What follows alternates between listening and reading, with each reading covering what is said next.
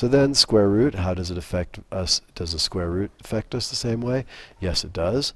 I can end up with picking my values. Now, I'm not going to pick -1 because in negative 1 isn't going to work in the square root. So I got to pick different values. 0 will work, +1 will work, and my first perfect square beyond -1 is 4. So those are the values I'm going to pick. And if you don't trust me on the square root of a negative number, then let's try the square root of -1 on our calculator. And you can see it says non-real answer, so that is a problem. So that's why we're choosing these numbers. And be smart about them. Pick perfect squares. If you don't like these numbers, pick other numbers.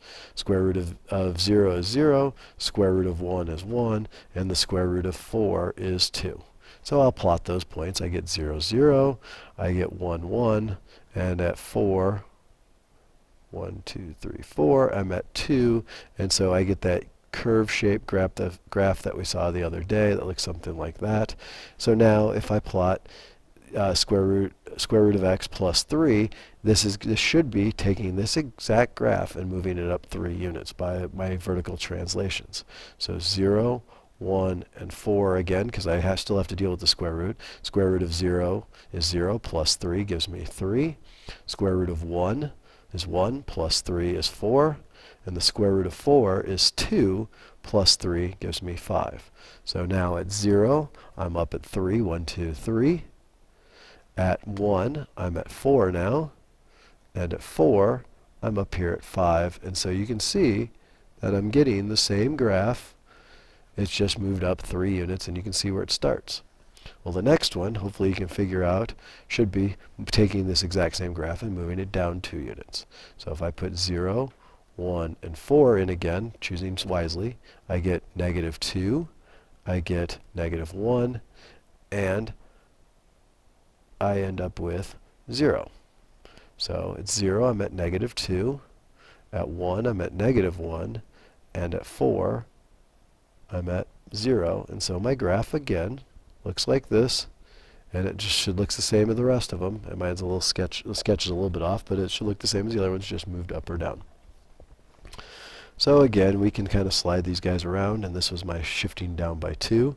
So if I line those up, you can see that the same graph looks exactly the same, but moved down 2 units. This guy was moved up by 3. You can see I can line up the graphs. They'd be identical, but I'm moving it up 3 units. And that's really all we're talking about when we're translating things. And so this works for all of them. So this is our first example. We want you to write an equation that will do the following. Translate a quadratic up 18.7 units then graph it. Translate the square root function down 7 units, then graph it. And translate the square root function up 27 units, then graph it. And so what we're going to do with this is, it's basically, I'm just going to go with equations. I'm not going to go to graph it. I would expect that when I do this, if I do one of these on the homework check, that you would also be able to give me the graph. But the equation is, for the quadratic function, remember the base equation is y equals x squared. Well, I'm asking you to move it up 18.7 units, so I'm going to add 18.7 units for my equation. So then you go ahead and graph it, and you do the same thing. You pick values for x, plug them in, and then add it to 18.7, and that'll give you your y value. For part B on this one, the equation itself says the square root function down 7 units. So we start with the basic square root function, and since we need to move it down, down is key. Up was positive, down will be negative. And so I'm going to move it down 7 units, and do not carry the square root over it. That means that you're moving it left and right if the 7 is inside the square root. So this would take the square root function and move it down 7 units. And I guess I could do a quick sketch of these.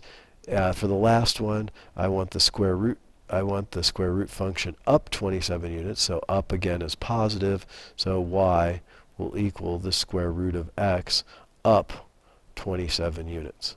And so I am going to, if I did a quick sketch of these guys, and I'm not going to, this isn't going to be super accurate, but I will do that for you. Something like this. So I have a graph here. I know the quadratic function is a U shape, and so about 18 units up, we'll say, is like right here. So let's say that's 18.7 on my graph. So I would get a, oops, I should be doing this in black. I should get a parabola up 18.7 units from the origin 0, 0.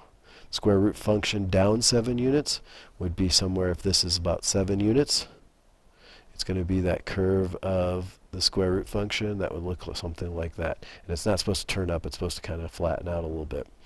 And then last but not least, the square root function again up 27 units would probably be up here somewhere. We'll say that's 27, and you get that same square root function that goes something like that. And so that's really what we're looking for. Those are quick sketches of these.